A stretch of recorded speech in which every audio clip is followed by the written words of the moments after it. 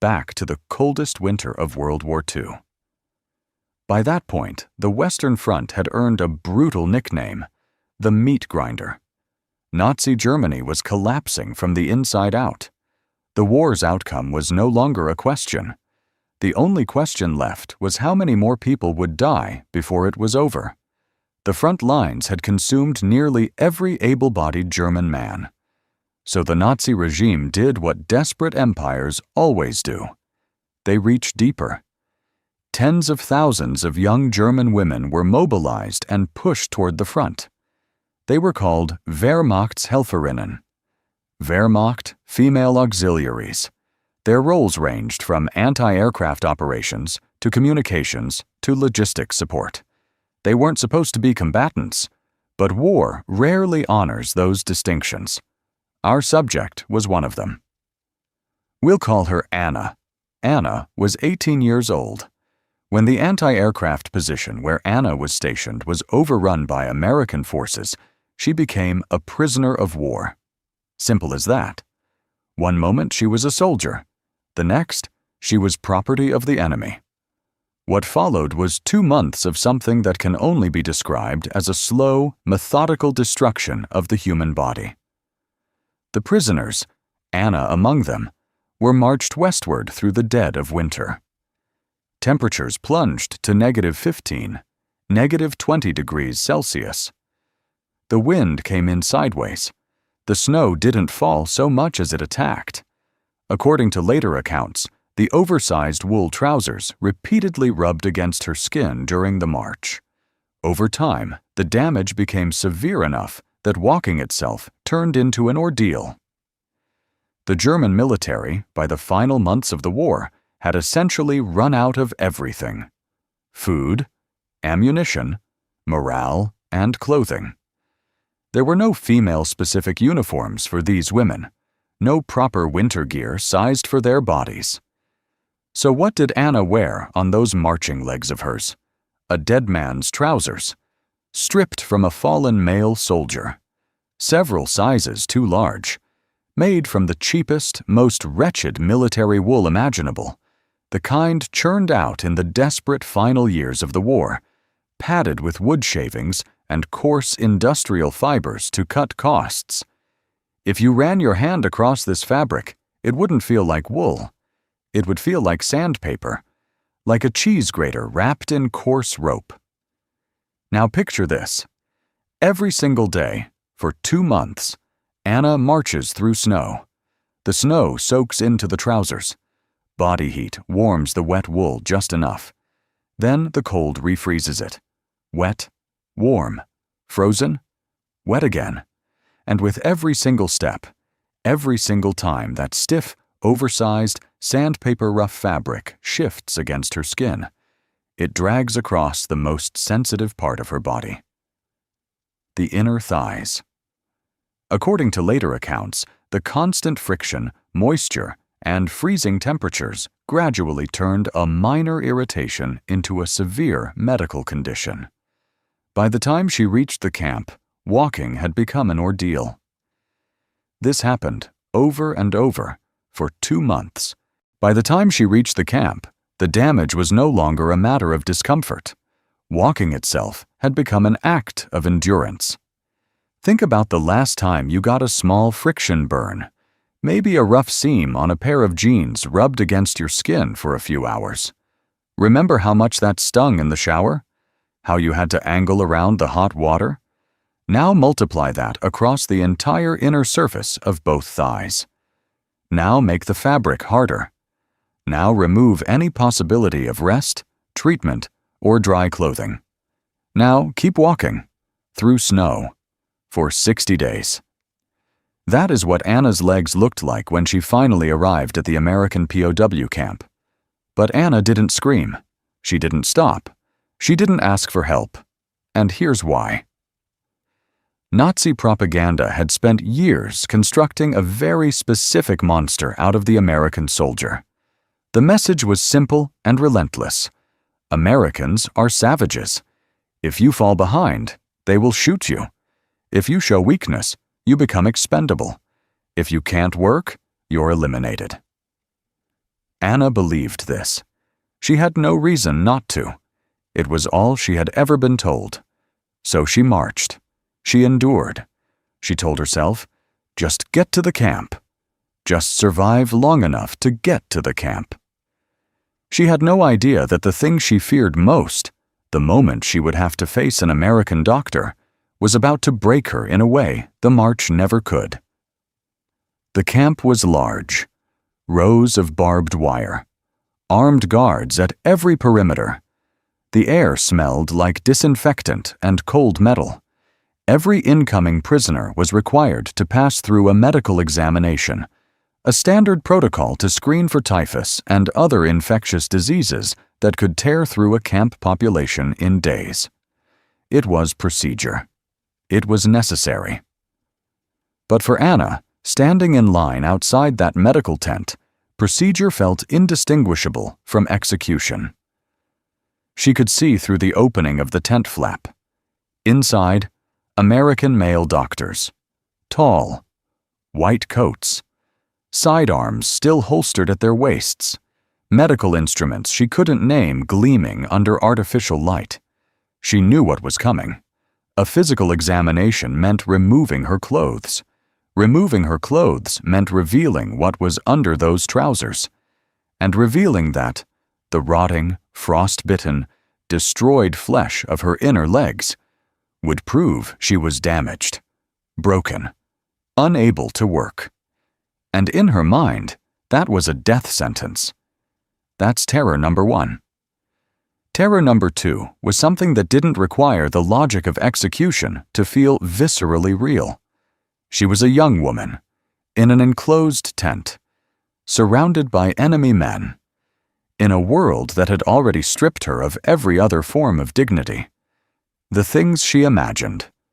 We don't need to name them specifically. Anyone who understands what war does to women in captivity understands why Anna's mind went there. She was shaking so hard, her teeth were cutting into the inside of her cheek. She could taste blood. She wasn't sure if she could walk through that tent flap, even if they forced her. I want to pause here, because I think it's worth sitting with what Anna was carrying in that moment. In our world, the comfortable, peacetime world most of us live in, a doctor's appointment is mildly inconvenient. Maybe a little embarrassing. We complain about waiting rooms and insurance forms. For Anna, that tent represented the convergence of every possible source of terror simultaneously.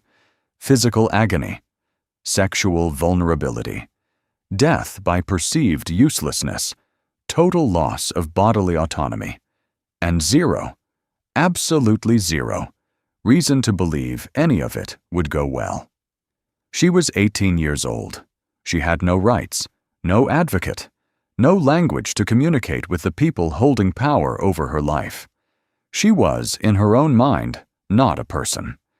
She was a defeated enemy, a liability, a body. That is the mental state she carried into that tent. And there, at the entrance, a translator relayed the instruction. "You're next." Anna walked in. The American doctor assigned to her examination was in his mid-30s. His name was John. John had been at this since Normandy. He'd treated men whose limbs had been blown apart. He'd performed field surgery under fire. He'd seen things that most human beings cannot imagine. He was, by any reasonable standard, desensitized to the physical horror of war. He didn't look up when Anna entered. He was writing something on a clipboard. "Walk forward a few steps," the translator relayed. "We're checking for visible bone injuries or mobility impairment." Anna didn't move. John looked up. Something was wrong with the way she was standing. He registered it instantly. The professional instinct of someone trained to read bodies. Her legs were too far apart. Knees slightly bent. Her weight kept shifting, like she was redistributing constant, unbearable pain with every second she remained upright. The way someone stands when standing itself is a form of torture. He set down his clipboard. "Lower your trousers," he said, stepping toward her. I need to examine your legs." Anna's hands flew to her waistband and stayed there. Her fingers gripped the fabric like it was the last solid thing in the world. And then, suddenly, without warning, she broke. 2 months of silence. 2 months of marching without a single outward expression of pain. 2 months of locking everything behind a wall just to keep breathing. It all came apart at once. Through the translator, through a voice barely recognizable as human, she said it in broken English, the few words she knew, and she said them with the desperation of someone who had given up on dignity and was bargaining with nothing. "Please, sir, I can't close my legs." The tent went quiet. Even the translator didn't speak for a moment. "I can't close my legs." Out of context, those words might register differently. But in that tent, in that moment, in that voice, there was nothing ambiguous about what they meant. They meant, "I am in so much pain that the basic movement of bringing my legs together is no longer physically possible." They meant, "Whatever you're about to see, I need you to understand that I am already at my absolute limit." John nodded slowly. He didn't push. He gestured to the nursing aide, and together, very slowly, they helped Anna sit on the examination table. And then, as carefully as possible, they began to remove the trousers. It took a long time. The wool, stiff as dried board, smelling of rot and blood, had fused to the wounds. The fabric fibers had literally embedded themselves into the necrotic flesh over weeks of repeated trauma. Each millimeter of separation required warmth, patience, and a steady hand. When it finally came away, the tent went completely silent. John's hand stopped moving. The clipboard hovered in the air, forgotten. Even he, the man who had treated Normandy casualties, stood absolutely still. What he was looking at could not reasonably be called legs. From the upper thigh down to just above the knee, on the inner surface of both legs, the skin had essentially ceased to exist. What remained was raw, exposed subcutaneous tissue. Frostbite had killed cells across entire sections of the surface. Pus, yellow and thick, had dried in layers over dark red scabs. At the edges, the muscle tissue had turned a deep, mottled black purple. The underwear, unchanged for months, had its fibers woven directly into the dead flesh. There is a word for what John was looking at: maceration. The clinical term for tissue that has been so persistently exposed to moisture, friction, and trauma that it begins to break down on a structural level. But no clinical word captures the reality of it. This was a young woman's body. This was what 2 months of a dead man's wool trousers had done. Anna kept her eyes closed. She couldn't look at him. She was waiting for what came next. The laugh, the disgust, the order. She braced herself for the sound of someone calling in the guards, but nothing came. After a long pause, she opened one eye, just a fraction, and looked at him. Anna later wrote that what she saw was not what she had prepared herself for. John was not laughing. He was not disgusted. He was not writing anything down, or calling for anyone, or reaching for anything at his waist. He was just standing there, and on his face was an expression she had never expected to see on an American soldier's face. When looking at her, Anna later recalled that the doctor's expression was unlike anything she had expected. He was not laughing. He was not recoiling. He simply stood there in silence for several moments. Whatever he was feeling, it was enough to convince her that she was not about to be harmed. According to Anna, his expression no longer carried the coldness she had expected. "Everyone out." John's voice cut through the silence. He turned to the other soldiers and non-medical personnel in the tent. "I said out. All of you. Now." He waited until they were gone. Then he pulled the heavy curtain across the tent entrance and used a folding medical screen to create a private enclosure around the examination table. He gave Anna the most expensive thing in that entire camp: privacy. She lay on the table, watching him move. She was still waiting for the moment things turned, still couldn't fully accept that the execution wasn't coming. John didn't reach for iodine. He didn't reach for alcohol. Both would have been the standard field approach, and both, applied to wounds this deep and this open, would have sent Anna into shock from pain alone. Instead, he brought a basin of warm water. He began with the underwear. The fabric embedded in the wounds had to come out, but it couldn't be pulled. It had to be coaxed. He saturated the area slowly, thread by thread, loosening each fiber individually before attempting to separate it from the tissue beneath. His hands moved with the precision of someone defusing something that could detonate at any moment. It took a long time. Anna watched his face as he worked. There was no revulsion there, no impatience, just focus, and something else she didn't have a word for. When the wounds were finally clear, John turned to the medical cabinet behind him. He unlocked it, a detail worth noting, because in the final months of the war, even the American military was operating under strict pharmaceutical rationing, and took out a small white jar. The contents were a compound of zinc oxide, petrolatum, and a mild topical analgesic, a healing ointment. In 1944, in a field camp, this was not a standard issue supply. This was a rationed resource.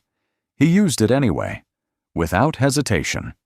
He took a generous amount on his gloved hands and began to apply it. For the first time in 2 months, the pain eased. For 2 months, roughly 60 days, around 1,400 hours, Anna's lower body had been in continuous, escalating agony. Not intermittent pain, not pain that came and went. Constant, burning, tearing pain. Every breath moved her legs slightly. Every step was an assault. Even the act of existing in a body had become something she had to white-knuckle through. And now, suddenly, coolness. The ointment was room temperature at most, but against those wounds, it felt cold in the best possible way, like pressing ice against a burn, like submerging your hands in cold water after touching a hot pan. The analgesic component began working within minutes. Not the deep structural pain of damaged tissue. That would take weeks to resolve. But the surface agony, the screaming nerve-level pain that had been Anna's constant companion for 2 months, that began to recede. It didn't disappear entirely, but it stepped back, like a tide going out. She had forgotten what it felt like to not be in acute pain. She had forgotten there was such a thing. And now, on a metal examination table, in an enemy camp, in the hands of an American doctor she had been told was a monster, she remembered. John dressed the wounds carefully. Clean, sterile gauze, wrapped in layers. Not too tight. Pressure against those wounds would have been its own cruelty. Firm enough to protect. Gentle enough not to damage further. He worked in silence. Anna watched him, and then he stood up, turned around, and, with his back to her, reached into a supply box on the shelf beside him. He rummaged for a moment. Then he extended his hand backward toward her, without turning around. He was holding clothes, not a soldier's uniform, not rough canvas or burlap. A set of standard American military-issue soft cotton undergarments, sourced from the female auxiliary supply stock. Clean, washed, soft. In a POW camp in 1944, in the middle of a war that was still grinding forward, the logistical fact of having female-appropriate, soft cotton clothing available at all was not nothing.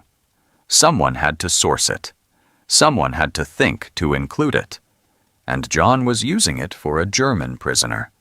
He kept his back to her. He did not turn around while she changed. He gave her the time, and the space, and the privacy. And then, still not turning, he spoke, through the translator, in a quiet, level voice. "Put those on. They won't hurt your legs. Your legs are going to heal. You're safe." "You're safe." Anna stared at the clothes in her hands. The cotton was impossibly soft. She had forgotten that fabric could feel like this. The translator's words were still in the air. "You're safe." Years later, Anna described this moment as the point when she could no longer maintain the emotional control that had carried her through the march. It started as a shudder, a tremor that moved through her hands first, then her shoulders. Then came the sound. Not crying, exactly. Not at first. Something that wasn't quite a voice yet. A compressed, desperate pressure releasing all at once, the way a pipe sounds right before it bursts. And then it became crying. Real, uncontrolled, total crying. The kind that bends you in half. She pressed the cotton clothing to her face and just fell apart. Here's what I want you to understand about this moment. Anna had not cried on the anti-aircraft platform when it came under bombardment. She had not cried when American soldiers put her in restraints and began marching her west through the snow. She had not cried during any of the 60 days of marching. Not when the wounds opened the first time. Not when she felt the blood freezing against her skin in the night. Not when she thought, more than once, that she might not survive to see the next morning. She had armored herself so completely, out of pure survival instinct, that the mechanism for crying had essentially gone offline. Because to cry was to show weakness. To show weakness was to become expendable. To become expendable was to die. So she stopped feeling. She turned herself into a machine that breathed and walked and said nothing, and survived. And then a man she had been taught to hate turned his back to give her privacy, and handed her something soft, and said, "You're safe." And the machine broke down. Because those words, "You're safe," did something that 2 months of frozen hell couldn't.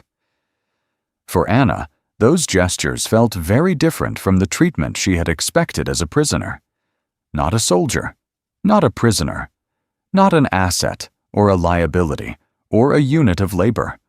A person. The ointment on her legs, the clean clothing in her hands, the turned back of a man choosing not to look at her. These weren't just medical acts or procedural kindnesses. They were a kind of recognition. The first recognition she had received in months that said, "You have a body worth treating carefully. You have dignity worth protecting." She had been an 18-year-old girl this whole time. She had simply forgotten. Now she remembered. And the grief of everything she had endured, everything she had swallowed and suppressed and refused to feel, it came out all at once. She cried until she had nothing left to cry. John did not tell her to stop. He did not call for anyone. He waited. Because of the severity of Anna's wounds, standard POW processing was not appropriate. The infections in her legs required ongoing treatment, daily wound care, and monitoring to prevent sepsis. John used his authority as the attending physician to issue a special medical certificate. This document authorized Anna to remain in the medical ward for the duration of her treatment rather than being transferred to a general labor camp. It was a bureaucratic act, a form, a signature. It also, almost certainly, saved her life. The general POW camps required physical labor. Anna, in her condition, could not have survived them. Instead, she spent the following weeks in the medical ward. She ate warm bread. She drank clean water. She watched her legs. those devastated, destroyed legs, begin, slowly and improbably, to heal. New skin, scar tissue, the body's extraordinary stubbornness asserting itself. And she watched John work. This was, it turned out, the most important thing she did during those weeks. John treated everyone. American wounded, yes, but also German POWs. He showed no visible distinction in the quality of care. He did not give the Americans better drugs or the Germans rougher handling. He did not allow the politics of the war to enter the tent. She watched him treat a German soldier who, delirious from fever, spat at him and called him an enemy of the Reich. John wiped his face, pulled on his gloves, and said, "Hold him down. Prep the anesthesia. We're going to surgery."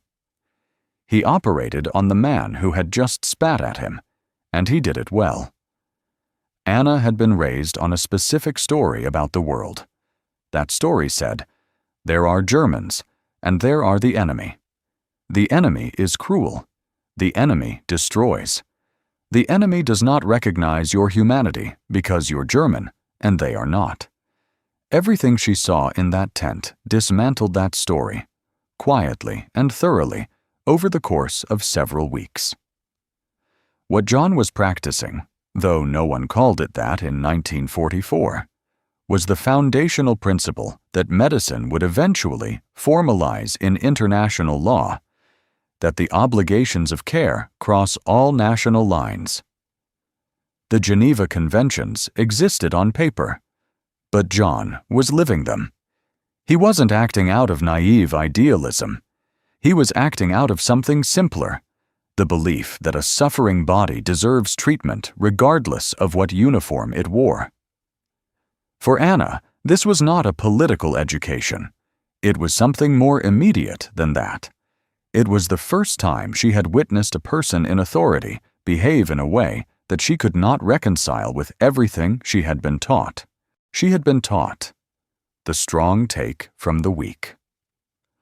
What she saw instead was, the strong bear responsibility for the weak. At the time, neither Anna nor anyone around her could have known how influential those weeks would become. When Anna's legs had healed enough for her to walk without pain, she made a decision. She didn't go to the recreation area. She didn't rest. She walked to John's office, found a translator, and made a request. She wanted to work, unpaid, in the medical tent, as an aide. John agreed. From that point on, Anna was a constant presence in the ward. She cleaned blood-soaked bandages. She carried water for patients. She helped with disinfection. She learned to change dressings, to identify signs of infection, to calm a patient who was waking from anesthesia afraid and confused. She learned by watching John. And she replicated what she saw, not just the techniques, but the approach. The turned back, the warm water before the instruments, the patience, the absolute refusal to treat a suffering person as anything less than fully human. She did this for everyone, every nationality, every degree of injury, every level of hostility. People sometimes talk about the medical tent in wartime as a humanitarian exception, a neutral zone carved out of the chaos. What Anna experienced suggests something more radical than that. The tent wasn't just a space where violence was paused. It was a space where a completely different set of rules operated. Not the rules of war, which are about domination and destruction. The rules of medicine, which are about the irreducible value of a living body. John's gun did not disappear when he put on his white coat. He was still a soldier. Anna was still an enemy prisoner. But inside that tent, he operated as though those facts were secondary, as though the primary fact, the only fact that determined what he owed her, was that she was a human being in pain. That principle, embodied in one specific doctor's specific choices on a specific winter night in 1944, was about to echo forward for 60 years. Germany in 1945 was a ruin, not just physically, though it was that undeniably. Bombed-out buildings, starving populations, cities reduced to rubble and ash, the infrastructure of a nation essentially reset to zero, but also psychologically, morally. The story that had sustained Germany through 12 years of the Third Reich, the story of supremacy, of destiny, of inevitable triumph, had collapsed. And what it left behind was not just defeat, but a kind of total disorientation.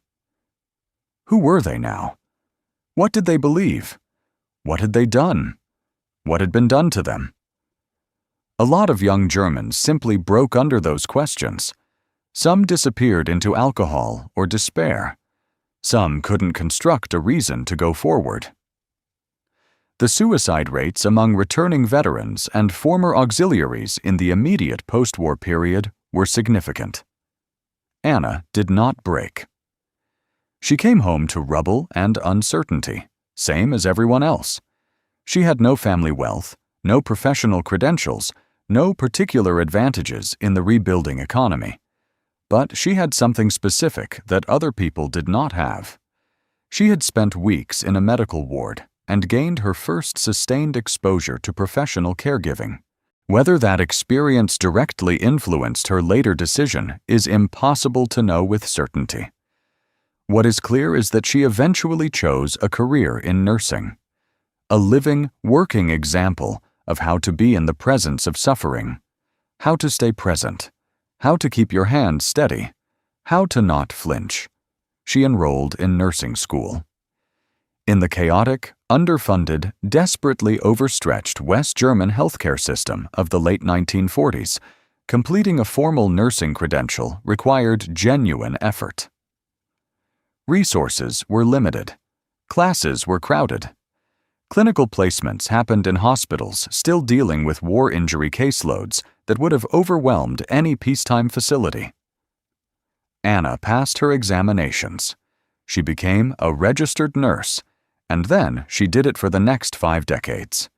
In nursing, there is a distinction that experienced practitioners talk about between nurses who are technically proficient and nurses who are genuinely present, who bring something to the bedside that goes beyond competence.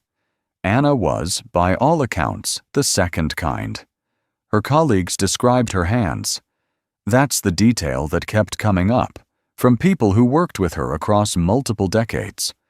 Her hands were the softest hands anyone had ever seen on a nurse. Not literally. She wasn't using specialty lotions, but in the way they moved against a patient's skin. The warmth and steadiness of her touch. Patients described feeling calmer when she touched them. Patients who came in terrified of procedures would become cooperative under her care. Patients who arrived hostile and uncooperative, the ones that younger nurses dreaded, would, over time, soften in her presence. No one fully understood how she did it. She never explained it. But the explanation was not mysterious. She had experienced, in the most visceral and unforgettable way possible, what it meant to be a suffering person handled with care, instead of indifference. She knew, from the inside, from the nerve endings outward, what the difference between rough and gentle actually felt like. She was never able to touch a patient carelessly, because she could always remember what it felt like to have been touched carefully for the first time. She was known for certain habits.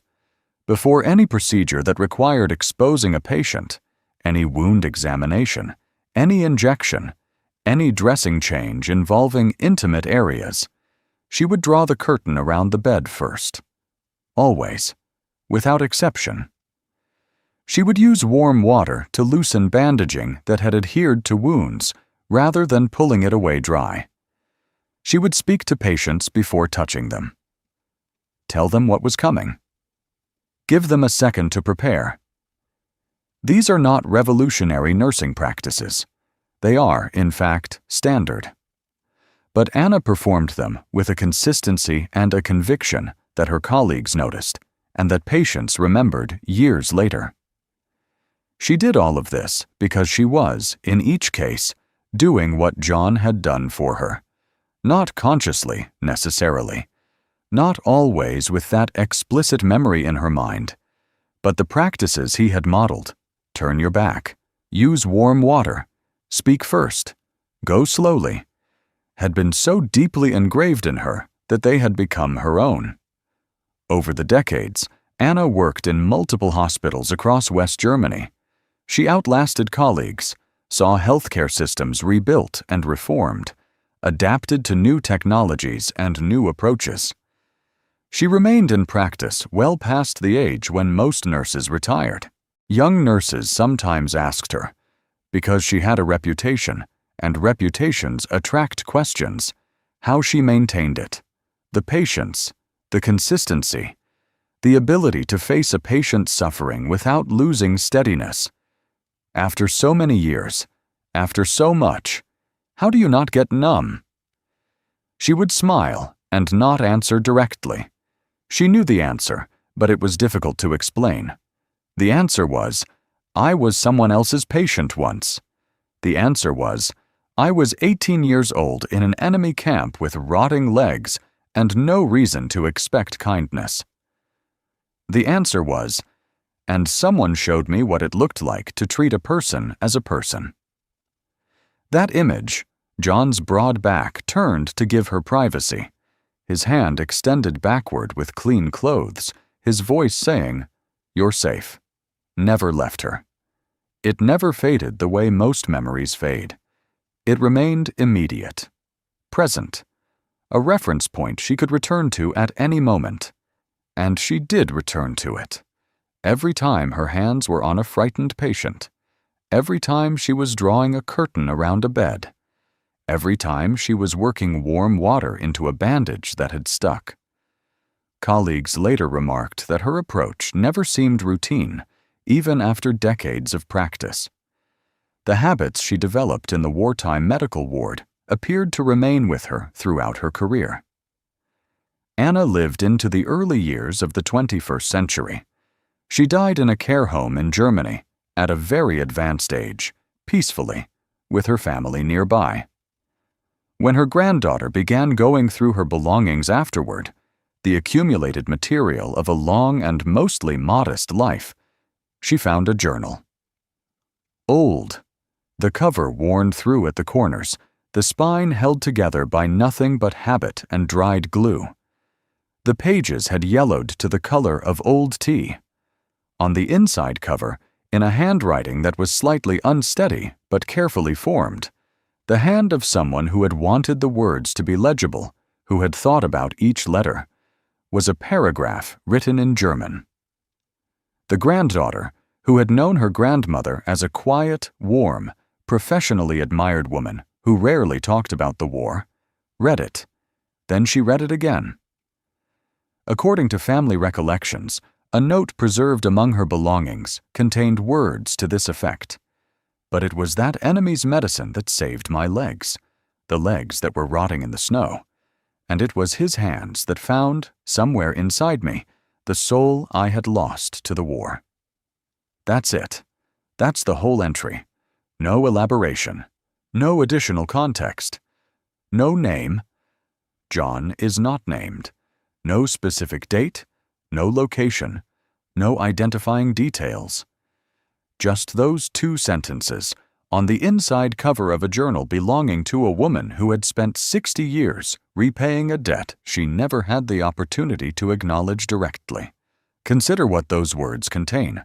They contain a complete reversal of the story she had been told about who she was and who the enemy was. The propaganda said, "They are devils." The experience said, "The devil handed me medicine." They contain the recognition that physical salvation and spiritual salvation happened simultaneously and inseparably. The legs and the soul together. Not one and then the other, but in the same moment, in the same tent, with the same jar of ointment. And they contain the implicit understanding that the person who saved her soul was, by every official category that existed at the time, her enemy. Not her ally, not her comrade, not her countryman, her enemy. That's the word the propaganda used, and that's the word she uses. And between those two instances of the same word, the entire meaning of it has been transformed. There is a way to tell this story that makes it sentimental. A simple story of an American doctor's kindness, a grateful German girl, the transcendence of war through human decency, a neat moral at the end. I don't want to tell it that way, not because those things are untrue, but because that framing undersells what actually happened. What happened was a cascade. John made specific choices in a specific tent on a specific night. Some of those choices were dramatic. The cleared tent, the locked medicine cabinet opened, the white jar of ointment. Others were barely choices at all, barely conscious decisions, turning his back while she changed, the tone of voice, the pace of his hands. But the sum of those choices, experienced by one 18-year-old girl in acute physical and psychological crisis, produced an effect that John almost certainly never knew about. It produced a nurse. Specifically, it produced the particular kind of nurse that Anna became. Not just technically skilled, but characterized by a specific set of bedside behaviors: the curtain drawn first, the warm water, the voice before the hands, that she practiced for 5 decades across hundreds or thousands of patient encounters. Each of those encounters was, in a small but real way, a transmission of something John had originally modeled. The turned back traveled. The warm water traveled. The words, "You're safe," traveled. Not said the same way, not said in English, but present in the quality of her hands and the steadiness of her presence every time she stood beside someone who was frightened and hurting. This is how certain kinds of human wisdom actually move through the world. Not through books or proclamations or speeches, through someone watching someone else's hands, and then using their own hands the same way, and then someone watching those hands, and learning from them in turn. Anna never met John again after the war. She didn't know his last name with certainty. She had no way to reach him, no way to report back, no way to say, "Here is what you started. Here is what the medicine turned into." He likely died not knowing that the German girl with the destroyed legs became a nurse, not knowing that the gentleness he showed on one winter night became a practice that someone else carried forward for 60 years. He will never know, but the hands that learned from his hands treated people for 60 years, and some of those people remembered how they were treated. And some of them, we can't know how many, we can never know how many, were shaped by it, carried something forward from it. The tent is still open. The medicine is still traveling.